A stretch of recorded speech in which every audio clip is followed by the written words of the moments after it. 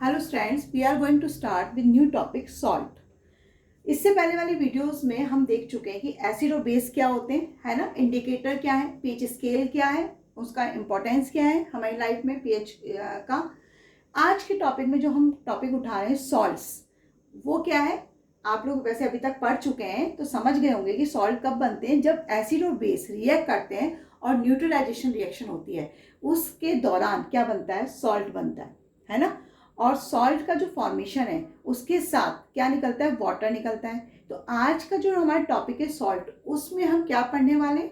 सबसे पहले तो सॉल्ट होते क्या है, इसके अलावा सॉल्ट कौन कौन से हैं, उनके केमिकल नेम क्या है, कॉमन नेम क्या है, उनके यूजेस क्या है ना। ये सब आज के टॉपिक में हम पढ़ने वाले हैं। क्लियर। तो सॉल्ट की डेफिनेशन क्या हो सकती है। A salt is a compound, a salt is a compound formed from an acid by replacement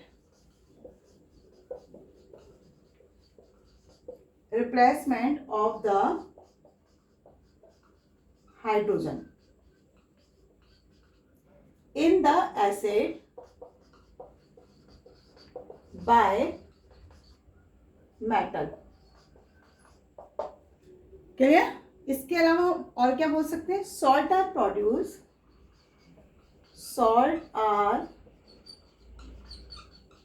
produced by the neutralisation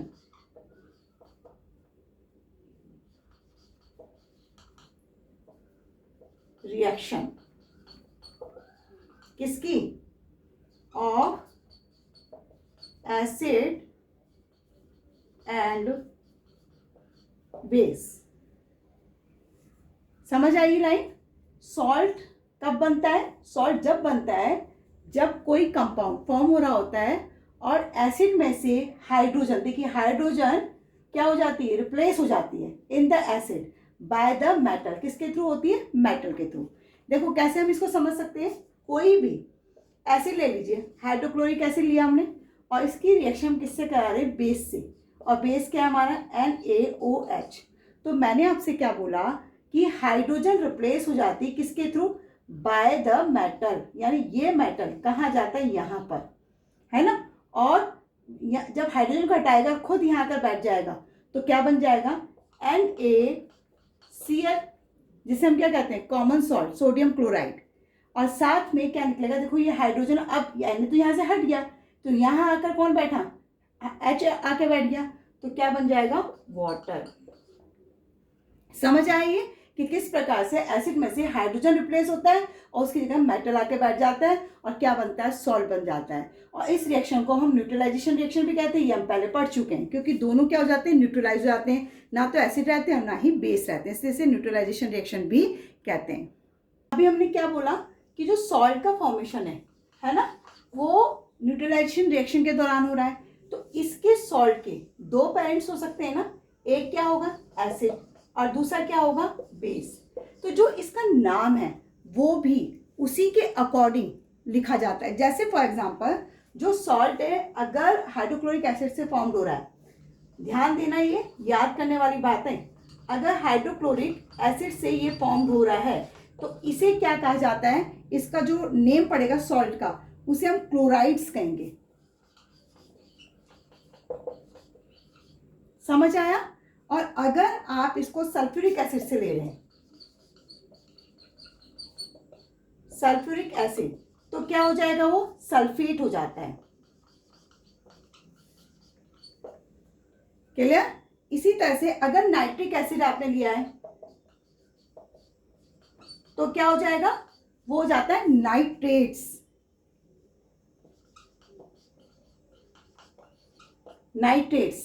इसी तरह से अगर आपने कार्बोनिक एसिड लिया है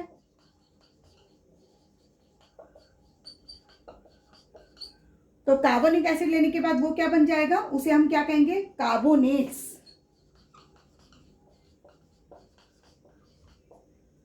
क्लियर हो रही है मेरी बात, समझ आ रही होगी आपको, है ना। इसी तरह से अगर एसिटिक एसिड आप लेते हैं तो तो क्या बन जाता है, एसीटेट।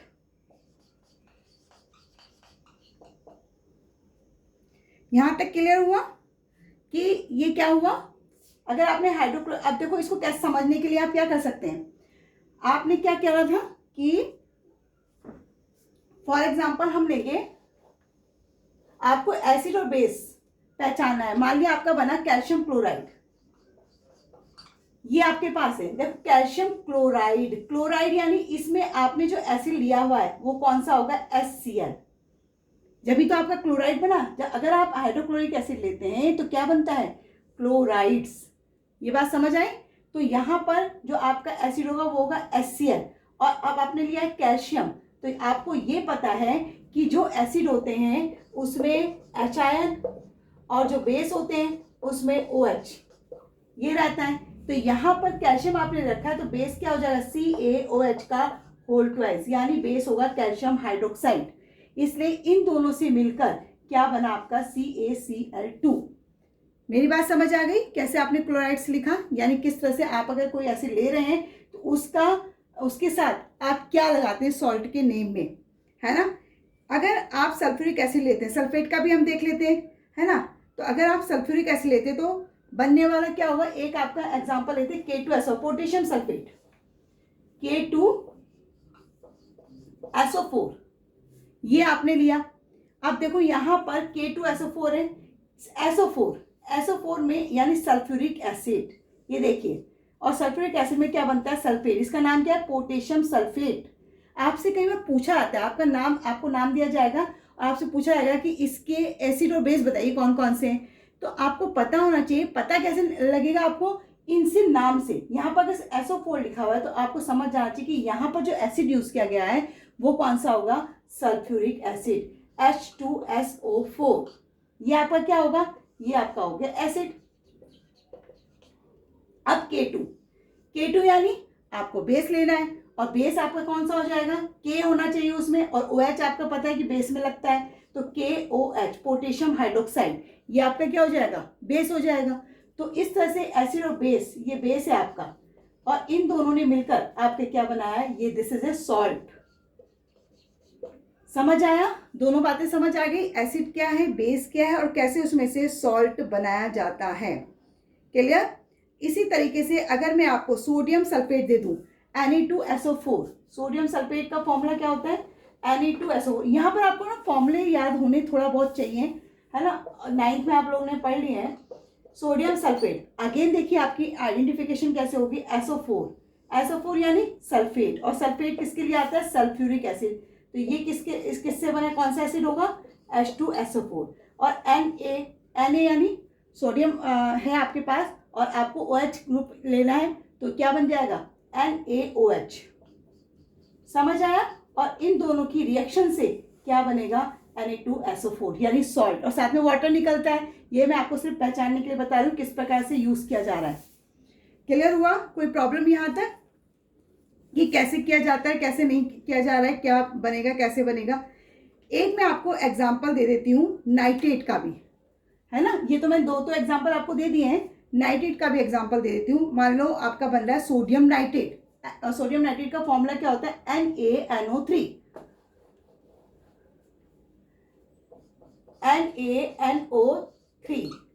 है ना। अब आप सोडियम नाइट्रेट बन रहा है, अब यहाँ पर नाइट्रेट है देखिए, और नाइट्रेट के लिए हमें क्या लेना पड़ता है, नाइट्रिक एसिड। फॉर्मूले याद होने चाहिए, बार बार यही बात आपको दोहरा रही हूँ। अब नाइट्रिक एसिड का फॉर्मूला अगर आपको याद नहीं तो आप नहीं लिख पाएंगे, है ना। तो नाइट्रेट का फॉर्मूला क्या होता है, HNO3। ये आपका क्या है, नाइट्रिक एसिड, और ये एसिड है ना, ये एसिड है। और बेस क्या होगा, Na है, तो Na के साथ आप क्या ले सकते हैं, NaOH। ये क्या है आपका, ये बेस है। इन दोनों की जब रिएक्शन कराएंगे तो क्या बनेगा, सोडियम नाइट्रेट। अब यहां पर नाइट्रिक एसिड नहीं लिखेंगे आप लिखेंगे नाइट्रेट्स।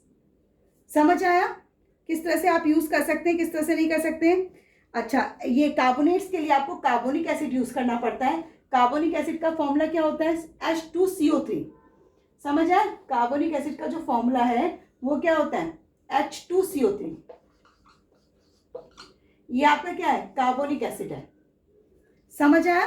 और कार्बोनिक एसिड के साथ अगर आप सोडियम हाइड्रोक्साइड की रिएक्शन कराते हैं तो क्या बन जाएगा, सोडियम कार्बोनेट, यानी Na2CO3। ये आपका क्या है, सॉल्ट है।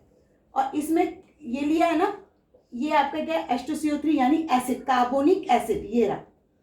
समझ रहे हो मेरी बात। अब Na से तो आपको अब तक तो इतना आइडिया हो चुका होगा, Na में NaOH हो जाएगा, और दोनों की ये बेस है आपका और ये क्या है, एसिड, और बनेगा सोडियम कार्बोनेट।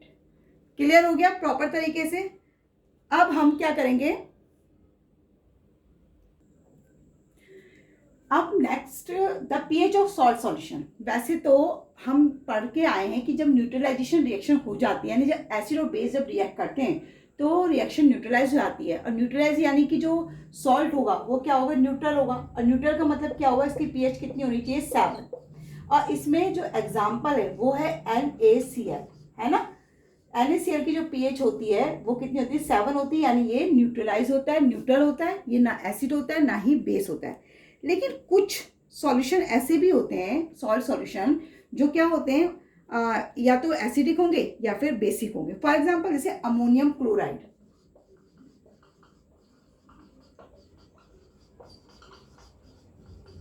अमोनियम क्लोराइड है ना सॉल्यूशन। ये अमोनियम क्लोराइड सॉल्यूशन जो होता है इसकी पीएच पता है कितनी होती है, 6 होती है। अब 6 का मतलब क्या हुआ, ये एसिडिक होगा ना थोड़ा सा। इसी तरह से जो सोडियम कार्बोनेट सॉल्यूशन होता है, sodium carbonate,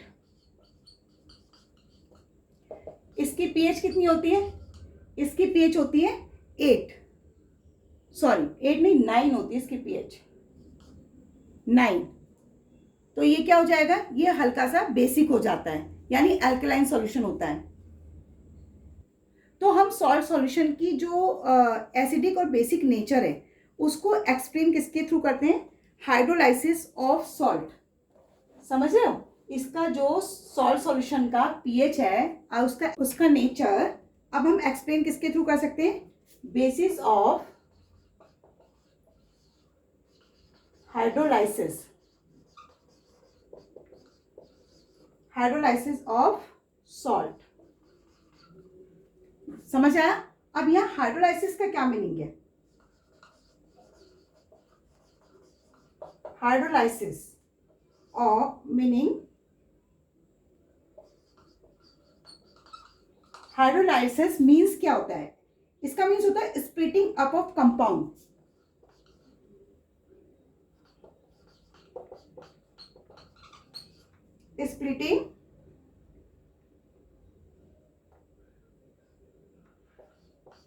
splitting up of compound, है ना, किसके थ्रू,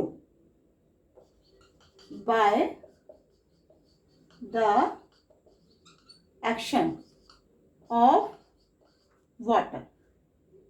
मतलब अब हम सॉल्ट सॉल्यूशन में जो एसिडिक और बेसिक नेचर होता है वो किसके थ्रू, किस बेसिस पर, हाइड्रोलाइसिस ऑफ सॉल्ट, यानी हाइड्रोलाइसिस कर देते हैं सॉल्ट का, और जब वो ब्रेक डाउन हो जाता है, splitting up of compound by the action of water, यानी जब वो ब्रेक डाउन हो जाते हैं तो हमें पता लग जाता है कि वो क्या है, यानी स्ट्रॉन्ग एसिड था या स्ट्रॉन्ग बेस था या दोनों स्ट्रॉन्ग थे। अगर दोनों स्ट्रॉन्ग थे तो पीएच 7 आएगी, यानी वो न्यूट्रलाइज होगा।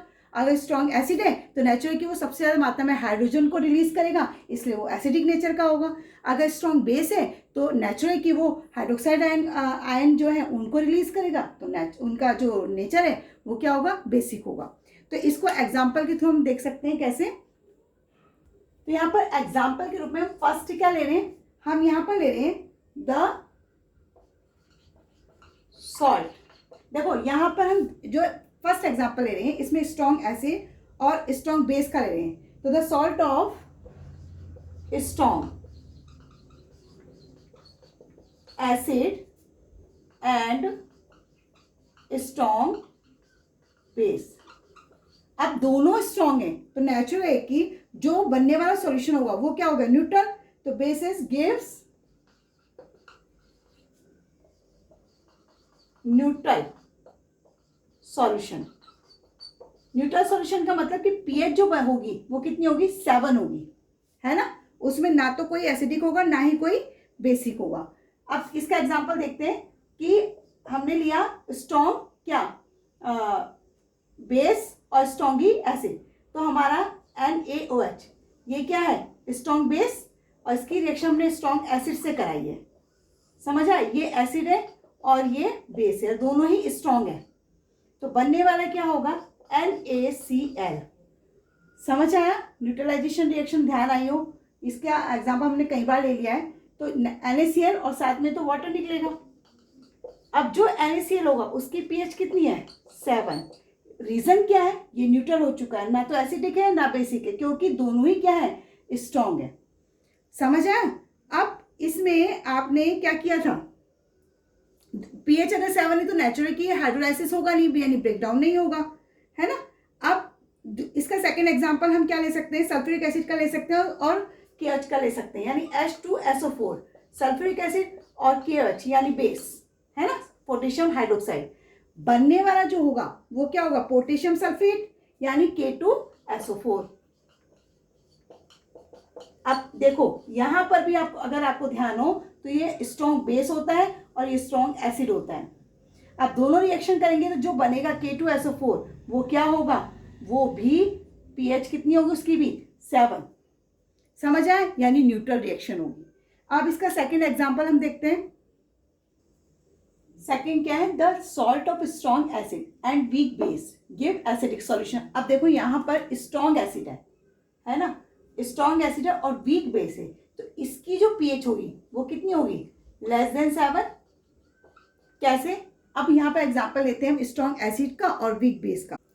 हाइड्रोक्लोरिक एसिड ये एसिड है ना, और स्ट्रॉन्ग एसिड है, और NH4OH ये क्या है, बेस है, जो कि क्या है, वीक बेस है।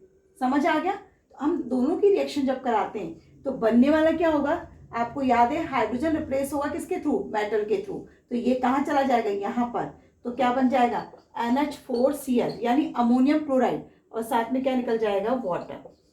अब यहाँ <7 क्यों होगा, पीएच जो है वो <7 यानी एसिडिक क्यों होगा।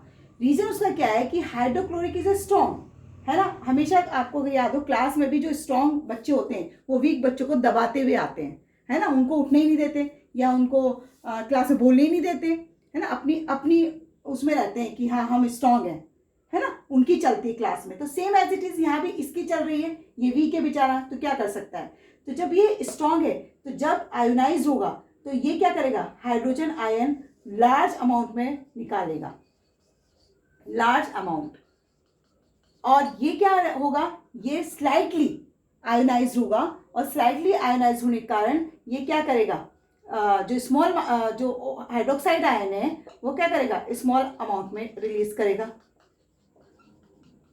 मेरी बात समझ आ रही है। तो देखिए लार्ज अमाउंट इसका है, और जो लार्ज है वही क्या है, उसी की क्वांटिटी शो होगी, यानी वो एसिडिक शो करेगा। बात समझ आ गई।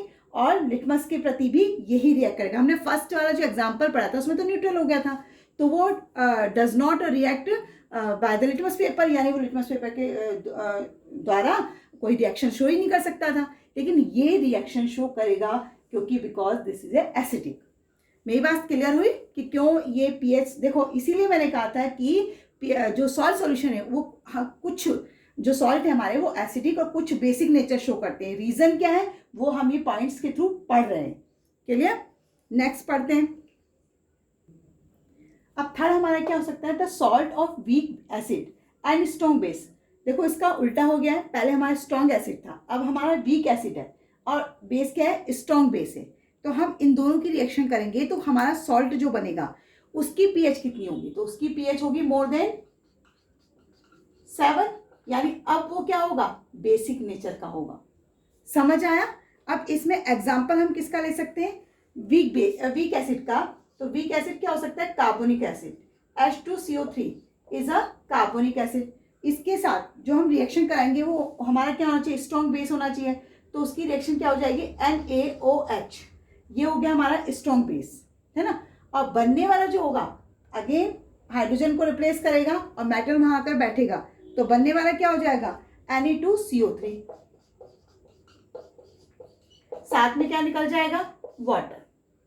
समझ आया? अब यहां आपको ये पता होना चाहिए कि जब आप इसको आयनाइज करेंगे, है ना, तो आयनाइज करने में अब जो मोर रिलीज करेंगे क्या लार्ज अमाउंट में, वो क्या होंगे, हाइड्रोक्साइड आयन, और जो स्मॉल अमाउंट में रिलीज करेंगे आयंस या आयनाइज होंगे, वो क्या होंगे, हाइड्रोजन आयन। इसीलिए नेचर क्या हो जाएगा, बेसिक नेचर हो जाएगा। सेम एज इट इज अगर हम Na2CO3 को हाइड्रोलाइज कर दें, हाइड्रोलाइज मतलब मैंने अभी बताया था आपको कि क्या होता है, जो ब्रेकिंग हो जाता है, स्प्लिटिंग हो जाता है ना। Na2CO3 को जब हम क्या करते हैं वाटर में हाइड्रोलाइज करते हैं, तो हाइड्रोलाइज करने के बाद ये क्या हो जाएगा, अगेन अपने NaOH और साथ में H2CO3 में कन्वर्ट हो जाता है ना, इसमें से बन जाते हैं इससे। अब ये क्या होगा, ये जो रिएक्शन है ये दोनों तरफ चलने वाली रिएक्शन है, ये हाइड्रोलाइज है, यहाँ पर ध्यान रखना, हाइड्रोलाइज, समझ आए, दोनों तरफ चलने वाली रिएक्शन है। तो इसलिए आयनाइज होने के बाद जो सबसे ज्यादा मोर इसमें निकल रहे हैं वो क्या है, लार्ज अमाउंट में क्या निकल रहे हैं, हाइड्रोक्साइड आयन, लार्ज अमाउंट, और जो कम अमाउंट में निकल रहे हैं वो क्या है, हाइड्रोजन आयन। इसलिए इसका नेचर जो होगा वो क्या होगा, बेसिक नेचर होगा। मेरी बात समझ आ गई क्यों सॉल्ट का एसिडिक और बेसिक नेचर हो जाता है, क्लियर? अब हम सॉल्ट्स पढ़ेंगे। सॉल्ट्स मतलब कि कौन कौन से सॉल्ट्स होते हैं, क्या उनका कॉमन नेम क्या है, उनका केमिकल नेम क्या है, प्रिपरेशन कैसे होते हैं लेबोरेटरी में, उनकी स्टडी करते हैं। तो एग्जांपल्स के रूप में सबसे पहले हम बात करेंगे कॉमन सॉल्ट की। ओके, तो सबसे पहले हम बात करें कॉमन सॉल्ट की। आपको ना इस तरह से टेबल बनाकर लर्न करना है। मेरे पास ब्लैक बोर्ड है तो मुझे रफ करना पड़ेगा, आप लोग की कॉपी में बीच में है ना एक टेबल बना लें। तो इसी तरह से इंपॉर्टेंट कंपाउंड, फिर उसके बाद केमिकल नेम, केमिकल फॉर्मूला, फिर यहाँ पर लिखेंगे प्रिपरेशंस, और उसके बाद यूजेस। मैं लेकिन यहाँ नीचे लिखूंगी, है ना, इसका एक का, और आप अपनी टेबल बनाकर ही लर्न करें तो जल्दी याद हो जाता है। तो कॉमन सॉल्ट, इंपॉर्टेंट कंपाउंड हमारा क्या है, कॉमन सॉल्ट, इसे हम कॉमन नेम से जानते हैं, कॉमन सॉल्ट। और इसका जो केमिकल नेम होता है वो क्या होता है, sodium chloride, clear, sodium chloride. और इसका फॉर्मूला क्या होता है, NaCl, ये आपने कई बार पढ़ लिया है। इसकी प्रिपरेशन भी आप जानते हैं, इसकी प्रिपरेशन मैं नीचे लिख रही हूँ, प्रिपरेशन कैसे होती है। प्रिपरेशन में हम क्या लेते हैं, इसमें बेस लेते हैं NaOH, और साथ में क्या लेते हैं HCl, बनने वाला क्या होता है NaCl प्लस H2O। ये हमारा लेबोरेटरी मेथड है, समझ आया। लेकिन इसे हम है ना कॉमन रूप से भी यूज ऑब्टेन कर सकते हैं। कैसे कर सकते हैं कि अगर आपको ध्यान हो, आपने पढ़ा हो सेपरेशन 9th क्लास में, तो सेपरेशन में हमने देखा था कि जो बड़े बड़े गड्ढे खोद दिए जाते हैं समुद्र के किनारे और उसमें पानी भर दिया जाता है, तो इवापोरेशन के थ्रू वो पानी क्या हो जाता है, इवापोरेट हो जाता है, और नीचे क्या बच जाता है, सॉल्ट बच जाता है ना। उस मेथड के थ्रू भी हम कॉमन सॉल्ट को और क्या करते हैं, ऑब्टेन कर लेते हैं। मेरी बात समझ आ गई। अब इसके यूजेस हम देख लेते हैं क्या है। यूजेस भी मैं यहीं लिख रही हूँ, आपको मैंने बताया कैसे करना है वहां पर टेबल बनाकर, है ना। तो यूजेस में सबसे पहले इसका जो यूज किया जाता है वो किस में किया जाता है, देखिए रॉ मेटेरियल्स। रॉ मेटेरियल जैसे कच्चे पदार्थ, जैसे सब्जी बनाने से पहले सब्जी काटी जाती है तो this is a raw material, और बनने के बाद वो प्रोडक्ट हो जाती है ना। तो इसका यूज किस में किया जाता है, raw materials for making a raw materials for making a large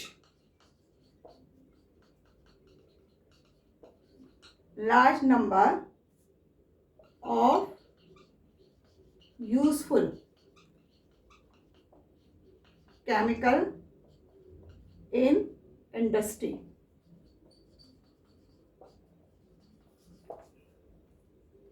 clear हो गया किस में इसका यूज़ किया जाता है। इसके अलावा इसका यूज कुकिंग फूड में भी किया जाता है। कुकिंग में, घर में खाना बनाते हैं उसमें भी इसका यूज़ किया जाता है। क्लियर। थर्ड यूज क्या हो सकता है इसका। थर्ड यूज इसका कि it is used as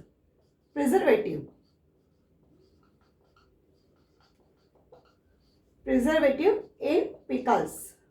pickles मतलब अचार, जो अचार वगैरह बनाए जाते हैं ना उसमें से नमक जो को मिलाकर रख दिया जाता है ताकि उसका जो अंदर का पानी है वो बिल्कुल ही हट जाए और अचार लंबे समय तक चल सके, उसे कहते हैं प्रिजर्वेटिव, यानी उसके लिए भी इसका यूज़ किया जाता है। And curing meat, and in curing, वही सेम जो मैंने भी बताया उसके लिए भी यूज़ किया जाता है। एंड नेक्स्ट इसका यूज़ किस में किया जाता है। It is used as a manufacture of soap.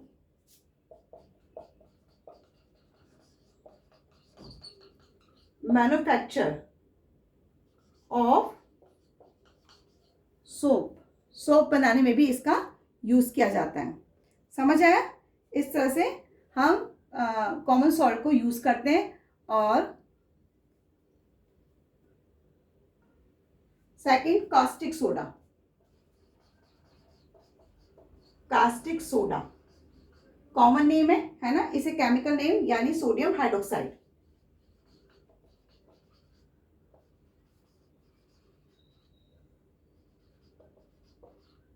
Sodium hydroxide.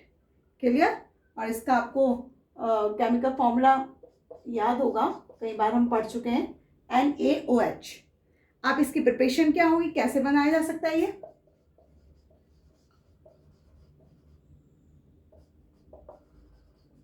Preparation देखो, प्रिपरेशन में हम क्या करते हैं, सबसे पहले सोडियम क्लोराइड, ठीक है, और उसके ऊपर हम वाटर को पास करते हैं।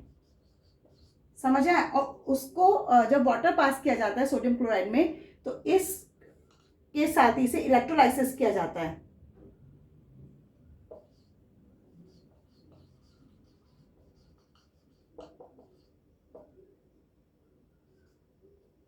इलेक्ट्रोलाइसिस है ना। अब इलेक्ट्रोलाइसिस करने के बाद जो बनने वाला प्रोडक्ट होता है हमारा, वो होता है NaOH।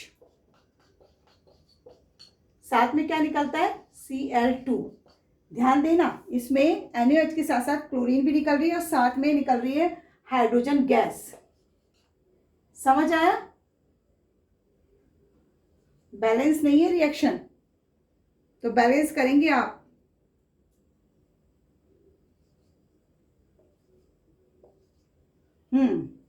ठीक है। तो इलेक्ट्रोलाइसिस, अगर आपको थोड़ा बहुत ध्यान हो इलेक्ट्रोलाइसिस प्रोसेस के बारे में, तो ये प्रोसेस आपने पहले फर्स्ट चैप्टर में हमने पढ़ा हुआ है ना। कैसे किया था कि इस तरह से एक उसमें हमने इलेक्ट्रोलाइटिक लिया था और उसमें दो इस तरह से वो लगे रहते हैं हमारे, और एक कैथोड कहलाता है, कैनोड कहलाता है ना, और उसमें एक नेगेटिव और एक पॉजिटिव। समझ आया। और इस तरीके से जो पॉजिटिव और नेगेटिव मैंने भी बताया दो होते हैं। तो जो पॉजिटिव होता है उसे हम क्या कहते हैं, एनोड कहते हैं, और जो हमारा नेगेटिव होता है उसे हम क्या कहते हैं, कैथोड कहते हैं। ध्यान आया कुछ कि नहीं ध्यान आया। और इसका इलेक्ट्रिसिटी से कंबाइन कर देते हैं, ताकि ये मैं रफली समझा रही हूँ सिर्फ इसलिए कि आपने पढ़ा हुआ है, एक्सप्लेन करने के लिए कैसे हमारी रिएक्शन होती है। समझ आया। इसे इलेक्ट्रोलाइसिस प्रोसेस कहते हैं। और इस इलेक्ट्रोलाइसिस प्रोसेस के थ्रू सोडियम हाइड्रोक्साइड बनता है और इसमें से क्लोरीन गैस और हाइड्रोजन गैस बाहर निकलती है साथ में। क्लियर। अब इसके रिएक्शन में जो हमने प्रिपरेशन पढ़ी है, इस प्रिपरेशन को हम क्या कहते हैं, ये भी ध्यान रखना कि the process of electrolysis of sodium, the process of electrolysis of sodium chloride, ऐसे लिख दो NaCl, आपको फॉर्मूले के आधार पर पता लग जाएगा। सोडियम क्लोराइड इज कॉल्ड, पूछा जा सकता है, इंपॉर्टेंट है इसलिए ध्यान रखना, इज कॉल्ड क्लोर एल्कली प्रोसेस भी कहते हैं। समझ आया? अब ये क्यों कहा जाता है?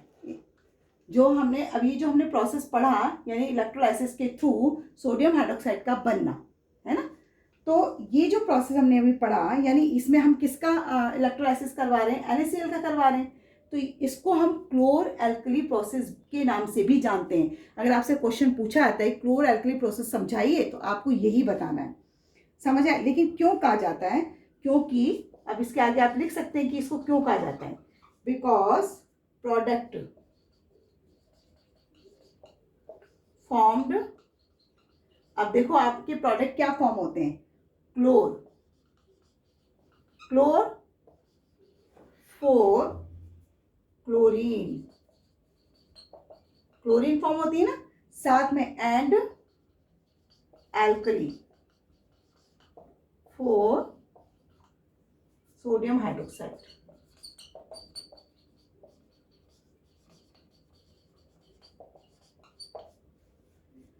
समझ आया कि क्यों इसको जो रिएक्शन हमारी हुई थी उसको हम क्यों कहते हैं जो हमारा क्लोर एल्कली प्रोसेस? बिकॉज उसमें से जो क्लोर है वो हमारे क्लोरीन के लिए, और जो हमारा एल्कली है वो सोडियम हाइड्रोक्साइड के लिए यूज होता है, इसलिए हम उसे क्या कहते हैं? क्लोर एल्कली प्रोसेस भी कहते हैं। समझ आ गई? दोनों चीजें समझ आ गई। अब हम इसके यूजेस पढ़ते हैं। क्या होते हैं यूजेस? देखो, इस जो प्रिपरेशन हमने करी थी इसमें 3 चीजें बन रही हैं। कौन कौन सी? एक तो बन रही है सोडियम हाइड्रोक्साइड, सेकंड क्लोरीन, और थर्ड क्या बन रहा था इसमें से? Hydrogen gas. तो हम इसमें जो 3 चीजें हमारी बनी है, इन तीनों के ही हम क्या करेंगे? इन तीनों के ही हम यूजेस पढ़ेंगे। तो फर्स्ट हम सोडियम हाइड्रोक्साइड के यूजेस पढ़ रहे हैं। फर्स्ट इसका यूज किसमें किया जाता है? It is used for making soap and detergent। समझ आया? सेकंड इसका यूज क्या हो सकता है? It is used for making artificial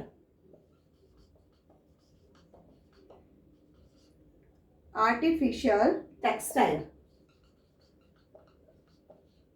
fibre. और ये आर्टिफिशियल फाइबर्स कौन से हो सकते हैं? जैसे रेयॉन, ये आर्टिफिशियल होते हैं, फाइबर्स होते हैं, यानी जो आर्टिफिशियल सब जानते हैं क्या होते हैं, है ना, मेन मेड जो होते हैं। उसके अलावा इसका यूज किस में किया जा सकता है? It is use for manufacture of paper. It is used for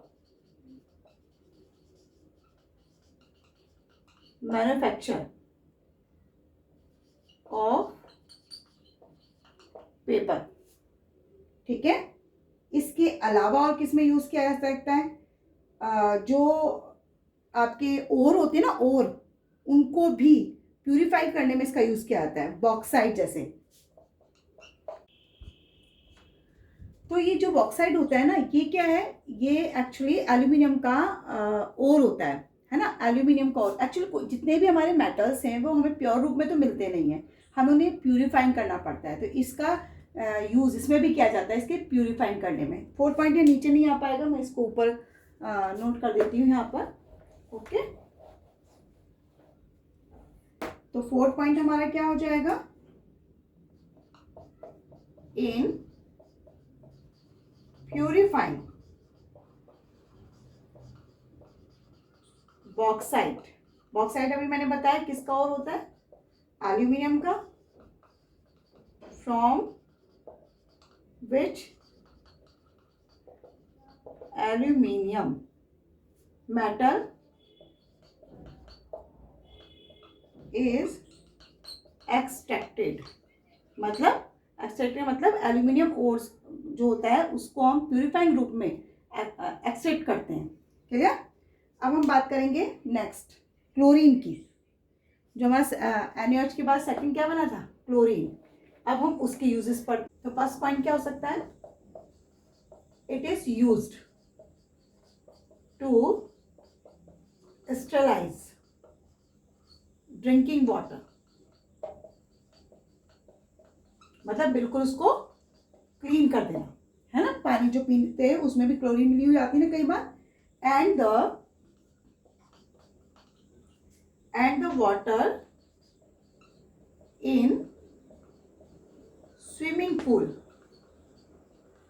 कई बार ये जो क्लोरीन आती है उसकी टैबलेट्स को स्विमिंग पूल में भी मिला दिया जाता है ताकि उसका जो वाटर है वो डिसइंफेक्टेड हो जाए। जो बैक्टीरिया उसमें आ जाते हैं उनको वो क्या कर देता है, किल करने का काम करता है। कौन? क्लोरीन। सेकंड क्या हो सकता है, it is used in the production of bleaching powder. Bleach करते हैं ना, कपड़ों को भी ब्लीच किया जाता है, ब्लीचिंग पाउडर में भी इसका यूज किया जाता है। इसके अलावा थर्ड पॉइंट हम क्या बोल सकते हैं, it is used in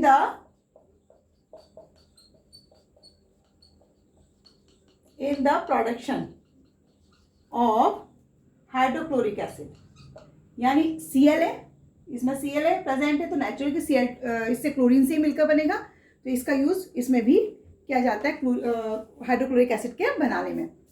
next क्या हो सकता है,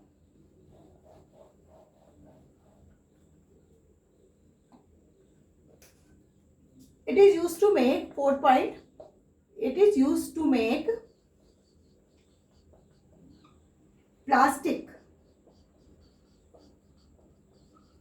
प्लास्टिक जिसे हम पॉलीविनाइल क्लोराइड भी कहते हैं, यानी PVC, है ना, इसके बनाने में भी इसका यूज किया जाता है। इसके अलावा पेस्टिसाइड्स सब जानते हैं,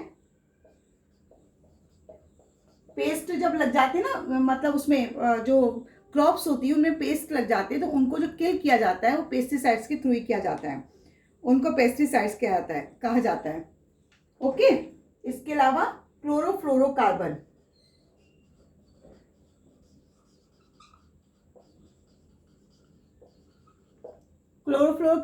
जो जितने भी हमारे कूलिंग अप्लायंसेस होते हैं उनमें भरी जाती है गैस क्लोरोफ्लोरोकार्बन, है ना, उसके मैन्युफैक्चर में भी इसी का यूज किया जाता है।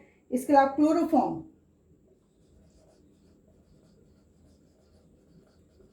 जिसे बेहोशी की दवा, है ना, उसके लिए यूज किया जाता है।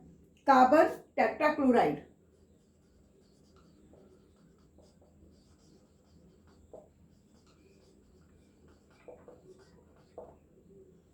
एक्सेट्रा,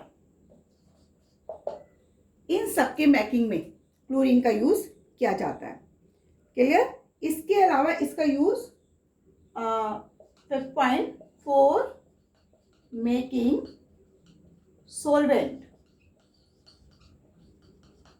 सॉल्वेंट के रूप में भी इसका यूज किया जाता है। सॉल्वेंट कैसे? फॉर ड्राई क्लीनिंग, कपड़ों को ड्राई क्लीन किया जाता है ना,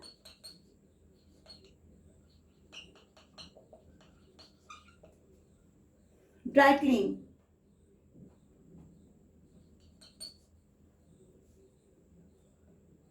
क्लियर। अब बात करेंगे हाइड्रोजन की, ये क्लोरीन की वजह से। अब हम बात करते हैं हाइड्रोजन की। तीसरी जो गैस थी हमारी वो क्या थी? हाइड्रोजन।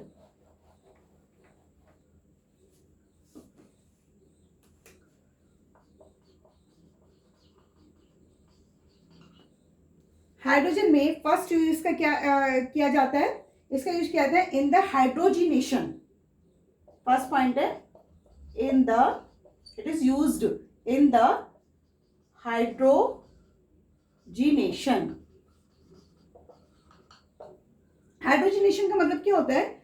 जो ऑयल वगैरह नहीं बनता है, मतलब वनस्पति घी वगैरह, उसमें हाइड्रोजिनेशन ऑफ ऑयल। क्लियर। अब मेरी बात समझ आ गई? हाइड्रोजनेशन ऑफ ऑयल, ऑयल का जब हाइड्रोजनेशन किया जाता है तो हमें क्या मिलता है? हमें घी मिलता है। अभी मैंने बताया कि जो वनस्पति घी वगैरह होता है ना, इसमें लिख सकते हैं ऑयल टू ऑब्टेन, पूरा ही लिख दूं नहीं तो फिर गड़बड़ हो जाती है ना, ऑब्टेन सॉलिड फैट या घी। सेकेंड पॉइंट क्या हो सकता है इसका use? It is production of hydrochloric acid, use to production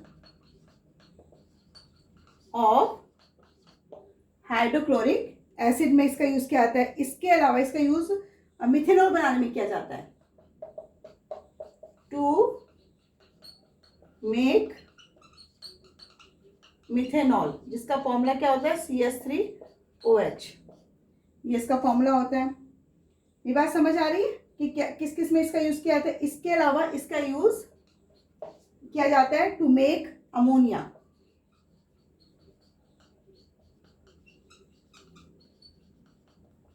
ammonia का फॉर्मूला NH3 होता है ना। अमोनिया किसके लिए किया जाता है? For fertiliser.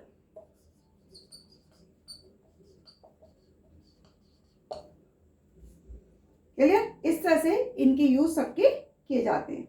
अब हम बात करेंगे किसकी? नेक्स्ट थर्ड क्या है? Washing soda. वॉशिंग सोडा, इसका जो नेम होता है, यानी इसका जो केमिकल नेम होता है उसे हम क्या कहते हैं? Sodium carbonate.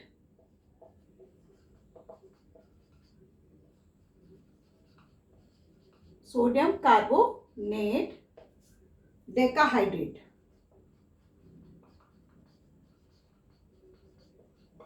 ये इसका क्या होता है? Chemical name.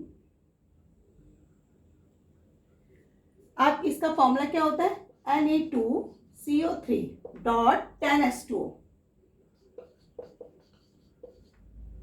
देखो यहां पर मैंने 10H2 लिखा है। 10 मतलब होता है डेका, है ना, और हाइड्रेट मतलब वाटर, इसलिए मैंने यहां पर 10H2 लिखा है। समझ आया? अब इसकी प्रिपरेशन की बात करते हैं।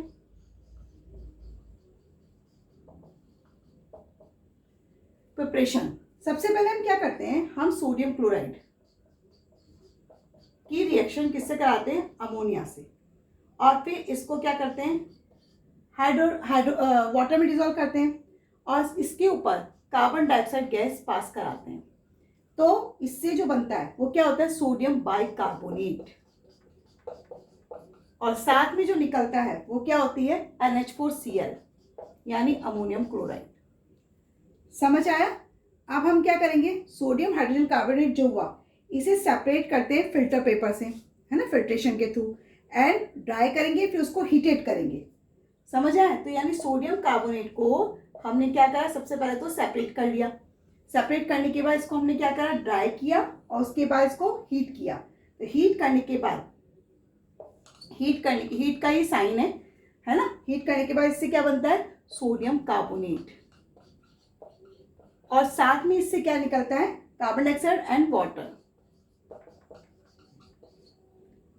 अब जो सोडियम कार्बोनेट है वो सोडियम कार्बोनेट का क्या किया जाता है?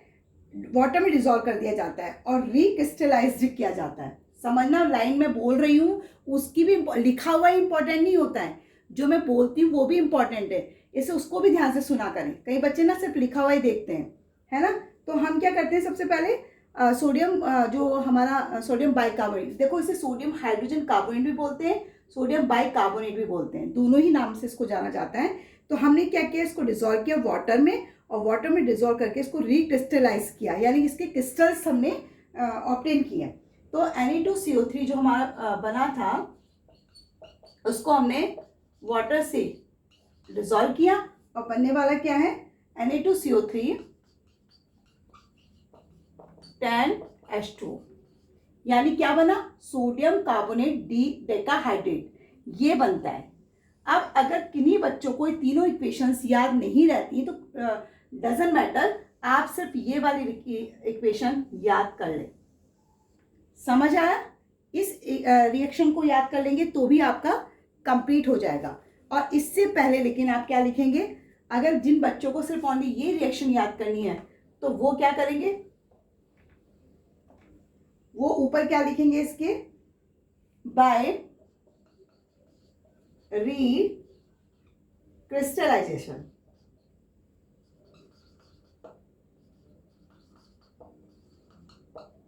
क्रिस्टलाइजेशन ए है यहां पर, ठीक है। Recrystallisation of sodium carbonate in water, यानी कि पहले आपने सोडियम कार्बोनेट बना लिया, उसको वाटर में क्रिस्टलाइजेशन कर लिया और आपको क्या मिल गया, सोडियम कार्बोनेट डेकाहाइड्रेट। समझ आ गया? तो आप ये रिएक्शन भी याद कर सकते हैं और तीनों अगर कर लेंगे तो और भी बेटर है ना, वेल एंड गुड है। अब हम क्या करेंगे, अब हम इसके यूजेस देखेंगे। हम किसके यूज पढ़ रहे हैं, वॉशिंग सोडा के यूजेस पढ़ रहे हैं। तो फर्स्ट यूज हम क्या लिख सकते हैं इसमें कि इसका यूज किस में किया जाता है, एज अ क्लींजिंग एजेंट के रूप में, cleansing agent for domestic purpose. अब डोमेस्टिक पर्पस क्या हो सकते हैं, सच एज वॉशिंग क्लॉथ, है ना, आप जो कपड़े धोते हैं वो इसी में वॉशिंग सोडे में तो धोते हैं। सेकंड क्या यूजेस हो सकते हैं इसके, it is use for removing permanent hardness of water, used for removing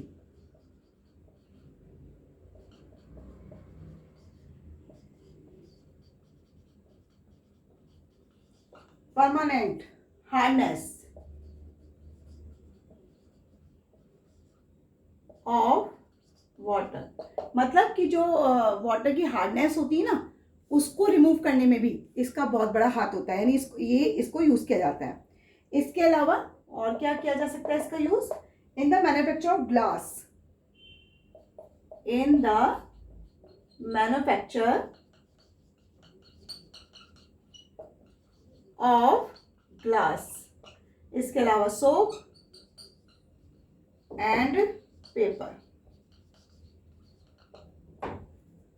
clear हुआ कि किस किस में इसका यूज किया जा सकता है, सोडियम कंपाउंड में भी इसका यूज किया जा सकता है।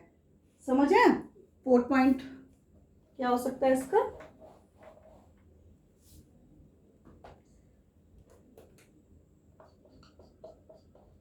In the manufacture of sodium compound.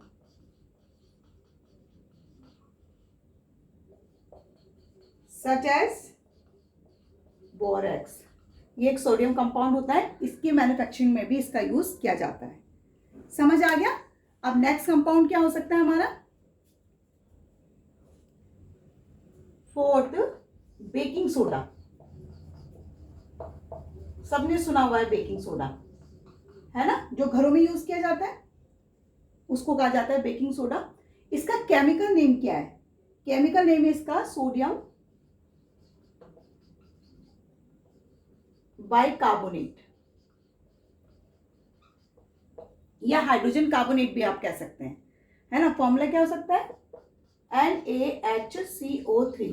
अभी इसकी रिएक्शन हम इससे पहले वाले में पढ़ा है ना, जब हम वॉशिंग सोडा देख रहे थे तो हमने उसमें सोडियम कार्बोनेट बनाया था, उससे पहले हमें सोडियम बाइकार्बोनेट ही बना था हमारा।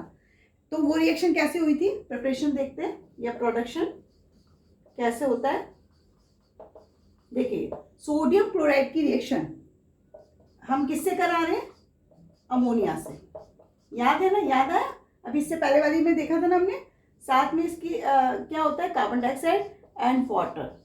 तो बनने वाला जो होगा वो क्या होगा, सोडियम हाइड्रोजन कार्बोनेट यानी NaHCO3, और साथ में NH4Cl भी निकलता है, लेकिन हमें जो चाहिए वो मिल जाता है। क्लियर? तो ये रिएक्शन होती है सोडियम बाइकार्बोनेट की।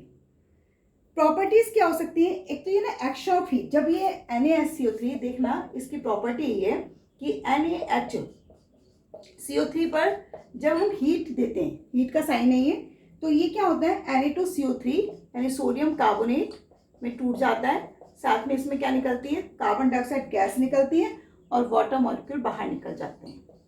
समझ आए? तो ये एक्शन ऑफ हीट कहलाता है, ये इसकी प्रॉपर्टी है, एक्शन ऑफ हीट के थ्रू सोडियम बाइकार्बोनेट का क्या होता है, यानी क्या रेस्पॉन्स शो करता है, क्या इफेक्ट दिखाता है। तो ये क्या इफेक्ट दिखा रहा है, ये हीट जैसे इसको मिलती है, ये सोडियम कार्बोनेट और साथ में कार्बन डाइऑक्साइड गैस को बाहर रिलीज कर देता है।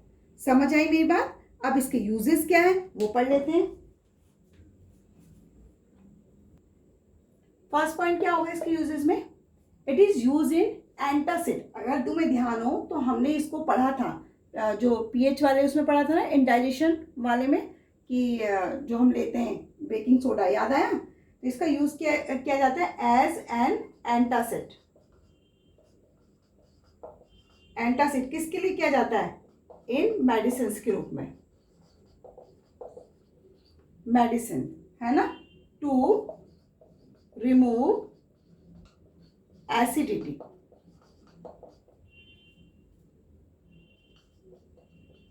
In the stomach.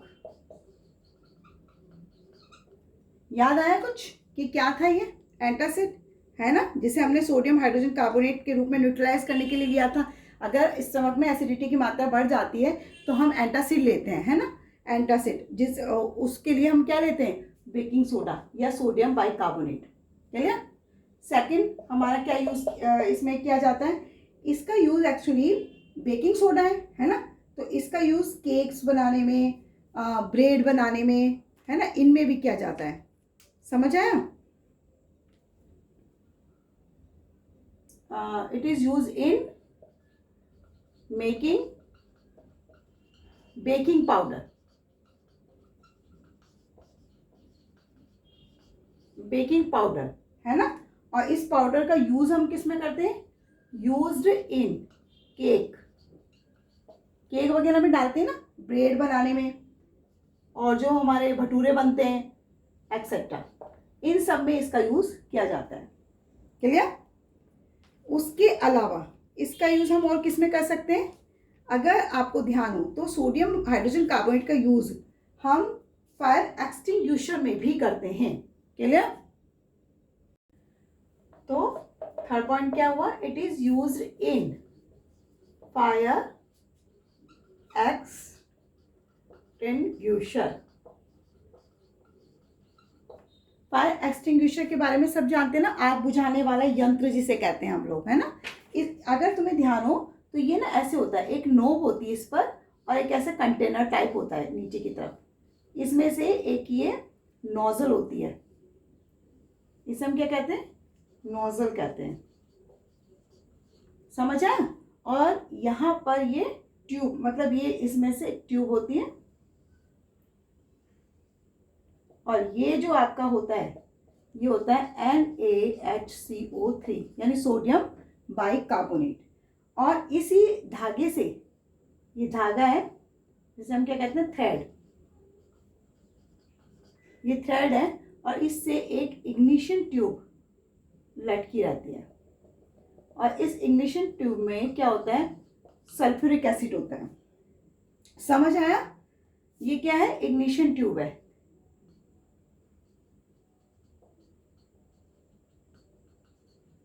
ये ऐसे होता है। तो जैसे आप नोजल को प्रेस करते हो ना, तो प्रेस करोगे, है ना, प्रेस करते ही क्या होगा? ये जो सल्फ्यूरिक एसिड है इस पे प्रेशर पड़ेगा, और इस ये मतलब ट्यूब पे प्रेशर पड़ेगा, और सल्फ्यूरिक एसिड इसमें से रिमूव हो जाएगा, और ये दोनों आपस में कांटेक्ट में आएंगे। कांटेक्ट में आते ही इसमें से जो गैस रिलीज होती है वो होती है CO2, और बहुत लार्ज अमाउंट में इसमें से रिलीज होती है। जब ये रिलीज होगी तो क्या होगा? जहां पर आग लगी हुई है उस आग पर ये CO2 गिरेगी, और गिरने के बाद ये एक किसकी तरह? ब्लैंकेट की तरह बिहेव करती है, यानी जो ऊपर ऑक्सीजन गैस है उससे इसका कांटेक्ट बिल्कुल खत्म हो जाता है।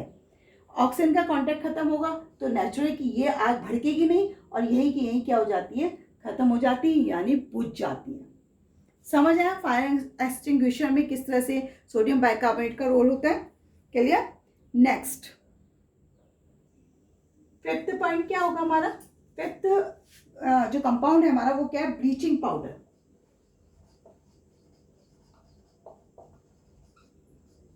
ब्लीचिंग पाउडर, समझ आया? और ब्लीचिंग पाउडर का जो केमिकल नेम होता है उसे हम क्या कहते हैं? Calcium oxychloride. Calcium oxychloride.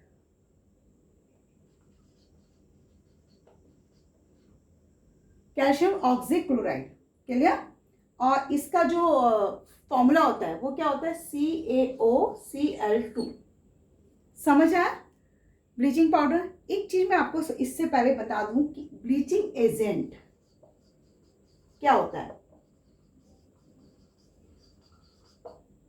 Bleaching agent वो होता है जब ब्लीच किया जाता है ना कपड़ों में तो वो कलरलेस हो जाते हैं, है ना। A substance,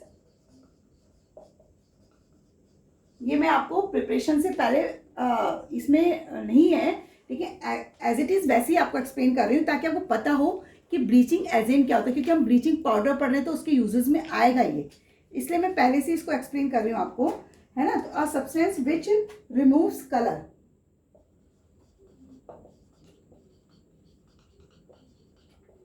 removes color from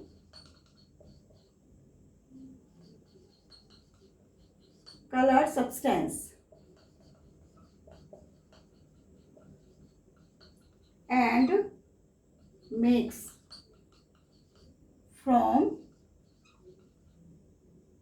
make them colorless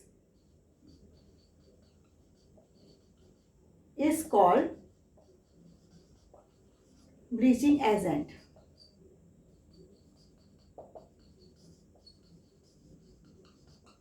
समझ आया कि ऐसा सब्सटेंस जो क्या कर देता है, रिमूव कर देता है कलर को, जो भी कलरफुल कपड़े होते हैं या कुछ भी होते हैं तो वो उनको रिमूव कर देता है और क्या कर देता है, कलरलेस कर देता है।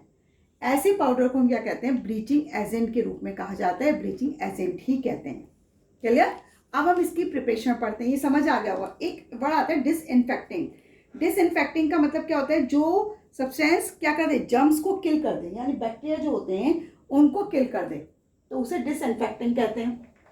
दोनों का मीनिंग अलग है ना, इसे समझना। डिसइंफेक्टिंग का मतलब क्या होता है कि a substance which is used to kill germs और बैक्टीरिया, उसको हम कह रहे हैं क्या, डिसइंफेक्टिंग। समझ आए? अब हम इसकी क्या पढ़ते हैं, preparation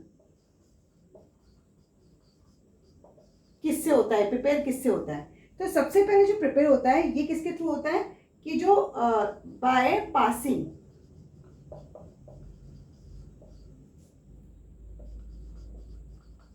chlorine gas over dry slagged lime. Slagged lime को अगर आपको याद हो कैल्शियम हाइड्रोक्साइड भी हम कहते हैं, है ना, उसका जो केमिकल नेम है। तो सबसे पहले हम क्या लेंगे, CaOH कॉल्टाइज, यानी कि स्लैग्ड लाइम, जिसे हम क्या कहते हैं, कैल्शियम, बार बार मैं बता रही हूँ, कैल्शियम हाइड्रोक्साइड भी कहते हैं, इसका केमिकल नेम है। अब जब इस पे से Cl2 पास कराई जाती है तो क्या बनेगा, CaOCl2 ये बनता है ना, और साथ में इसमें से वाटर निकलेगा। समझ आया? और ये क्या होता है, कैल्शियम ऑक्जेक्लोराइड, ये वाला है ना, कैल्शियम ऑक्जेक्लोराइड। समझ आया कि कैसे बनता है ब्लीचिंग पाउडर? अब इसके यूजेस पढ़ लेते हैं क्या होते हैं। It is used for bleaching cotton textile. समझ आया कि इसका यूज ब्लीचिंग कॉटन, मैंने बता दिया ब्लीचिंग करना क्या होता है। तो ब्लीचिंग कॉटन टेक्सटाइल में इसका यूज किया जाता है। इसके अलावा इसका यूज किस में कर सकते हैं हम ब्लीचिंग पाउडर का, डिसइंफेक्टिंग में, वो भी मैं मीनिंग बता चुकी हूँ। डिसइंफेक्टिंग का मीनिंग क्या होता है,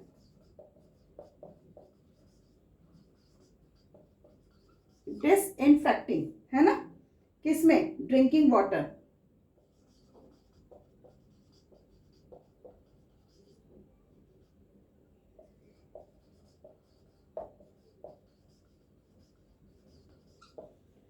ड्रिंकिंग वाटर सप्लाई जो हो रहा है उसको डिसइंफेक्ट करने में भी इसका यूज किया जाता है। समझ आया? इसके अलावा इसका यूज हम किस में कर सकते हैं, क्लोरोफॉर्म बनाने में, है ना, फॉर द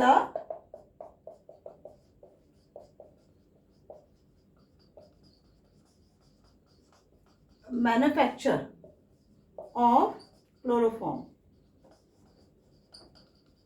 CHCl3 इसका फॉर्मूला होता है। ठीक है, इसके अलावा और क्या यूज हम कर सकते हैं इसमें, जो वूल होती है ना, वूल, उसको अनश्रिंकेबल करने में भी इसका यूज किया कर सकते हैं, है ना।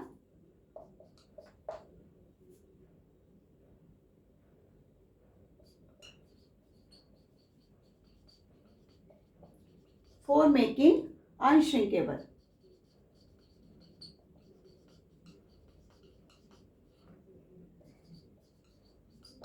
अनश्रिंकेबल समझते हो? श्रिंक करना मतलब सिकुड़ जाना, और अनश्रिंक करना जब सिकुड़ जाती है तो उसको खोल देना, मतलब जो श्रिंक है उसको खोल देना, है ना, श्रिंक ना हो जिससे वो, तो उसमें भी इसका यूज किया जाता है। तो नेक्स्ट हमारा क्या आ जाता है, plaster of Paris.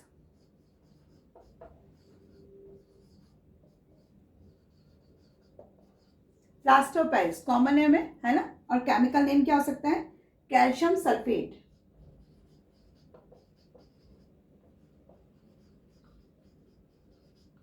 Hemy hydrate. समझ आया? और इसका जो फॉर्मूला है वो क्या हो सकता है, CaSO4 ½ H2। देखो यहाँ हेमी है, हेमी मतलब होता है आधा, और हाइड्रेट मतलब वाटर, तो हाफ वाटर है ना, ये हाफ है। क्लियर? तो इसका केमिकल फॉर्मूला क्या हुआ, कैल्शियम सल्फेट, CaSO4.½ H2O। समझ आया? अब इसकी प्रिपरेशन देख लेते हैं कैसे बनता है ये।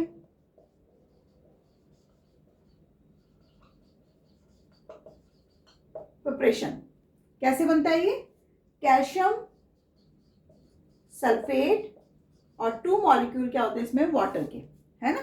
तो हम क्या करेंगे, प्लास्टर ऑफ पेरिस को प्रिपेयर करने के लिए सबसे पहले करेंगे, ये जो होता है 2 मॉलिक्यूल, जब कैल्शियम सल्फेट में 2 मॉलिक्यूल वाटर प्रेजेंट होता है तो इसे हम क्या कहते हैं, जिप्सम कहते हैं। समझ आया? इसे हम क्या कहते हैं, जिप्सम कहते हैं। अब जब इसे हीट किया जाता है, हीट का मैंने बताया सिक्वेंस साइन क्या होता है, जब इसे हीट किया जाता है 100 डिग्री सेल्सियस या 373 केल्विन पर, तो जो बनता है वो क्या होगा, कैल्शियम सल्फेट हेमीहाइड्रेट। अब देखो आधा मॉलिक्यूल वाटर तो यहाँ यूज हो गया, तो बचा कितना, 1.5 मॉलिक्यूल वाटर बचा ना, 1.5, तो वो क्या हो जाता है, वो बाहर निकल जाता है। समझ आया प्रिपरेशन इसका किस तरह से बनता है, बहुत इजी है ना। और सबसे बड़ी बात कि प्लास्टर ऑफ पेरिस जो होता है उसको किसी भी मॉइस्चर कंटेनर में नहीं रखा जाता है। समझ आया? ड्राई कंटेनर में रखना चाहिए, मॉइस्ट कंटेनर में इसको स्टोर करके नहीं रखना चाहिए, हमेशा ड्राई हो, यानी मॉइस्चर प्रूफ कंटेनर होना चाहिए, नहीं तो ये कैसा हो जाएगा, ये बिल्कुल ऐसा हो जाता है, बहुत ही ज़्यादा टाइट टाइप का हो जाता है। क्लियर? मेरी बात समझ आ गई? अच्छा, अब हम बात करेंगे इसके यूजेस की। प्रॉपर्टी तो सब जानते होंगे ना, व्हाइट पाउडर होता है ना, ये ध्यान है कि नहीं, प्लास्टर ऑफ पेरिस की तो मूर्तियां वगैरह बनती हैं, है ना।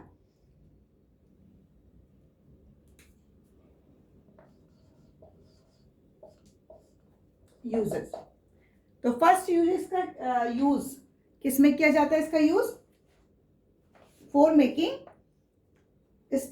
वो जो मूर्तियां होती, स्टैचूज,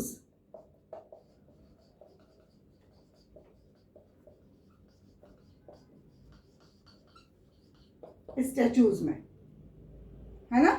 इसके अलावा हम इसमें डेकोरेटिव मटेरियल में भी इसका यूज किया जाता है।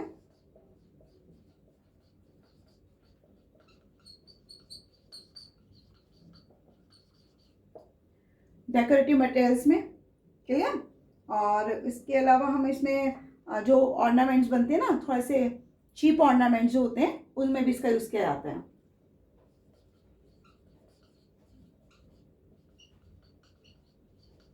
ऑर्नामेंट्स सब जानते हैं ना, गहने जिन्हें कहते हैं ना।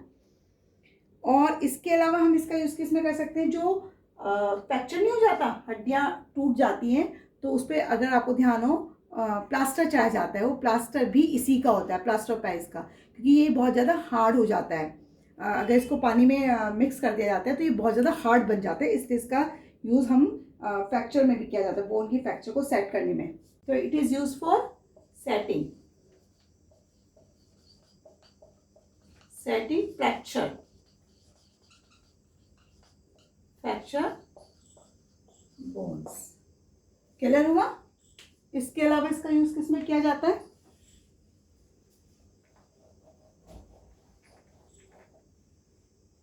इसका यूज किया जाता है एज अ, थर्ड यूज क्या होगा इसका? एज अ फायर प्रूफिंग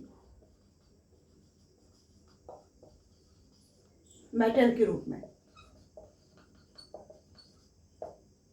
समझ आया? इसके अलावा इसका यूज और किस में कर सकते हैं हम? इसका यूज में केमिस्ट्री लेबोरेटरी में भी किया जाता है ना? इट इज यूज टू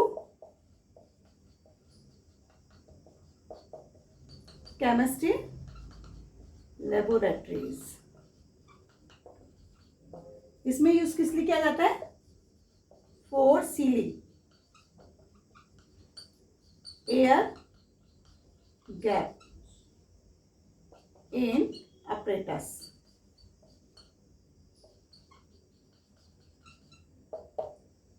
समझ आया?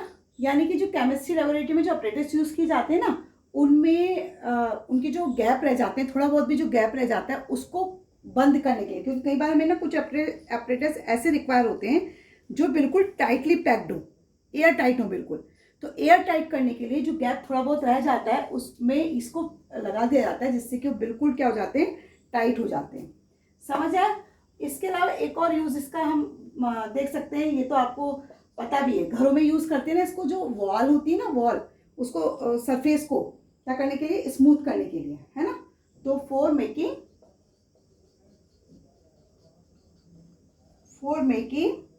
Smooth, for making surface smooth before